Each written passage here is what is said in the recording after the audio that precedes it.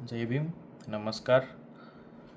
ઘણીવાર છે ને જ્યારે આંબેડકરવાદી એવું કહેતા હોય કે બધા આંબેડકરવાદી વિચારધારા અપનાવો, આંબેડકરવાદી વિચારધારા અપનાવો, ફૂલે સાહુ વિચારધારા અપનાવો, તો ઘણા લોકોને પ્રશ્ન થતો હોય કે આ લોકો શું વિચારધારા કરે છે, આ વિચારધારાનો મતલબ શું?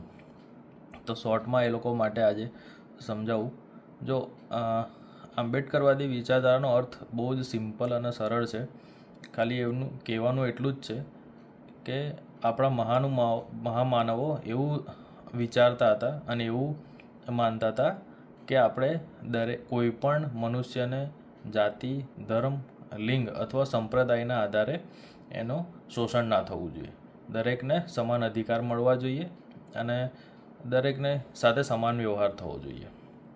આ જ એમનો મૂળ ઉદ્દેશ હતો અને આ જ એમની વિચારધારા છે. આ જ વિચારધારા બાબા સાહેબે જે ભારતનું કોન્સ્ટિટ્યુશન લખ્યું, ભારતનું જે સંવિધાન લખ્યું છે એના સૌથી પહેલાં પાના ઉપર પણ એમણે લખી દીધું છે. એટલે એમાં કોઈ પ્રશ્ન થવો ના જોઈએ.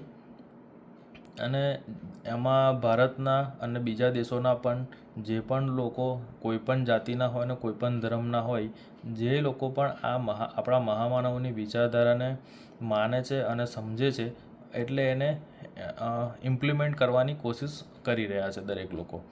અને એટલે શોર્ટમાં એવું સમજો કે જે આ વિચારધારાને સમજતા ના હોય એ જ આ લોકો વિચારધારાનું અપોઝ કરતા હોય, અથવા સમજ્યા પછી પણ જો આ વિચારધારાનો અપોઝ કરતા હોય તો સમજી જાઓ કે એમની વિચારધારા કેવી હશે. એમની વિચારધારા ફોલો કરવા લાયક તો નથી જ હોતી.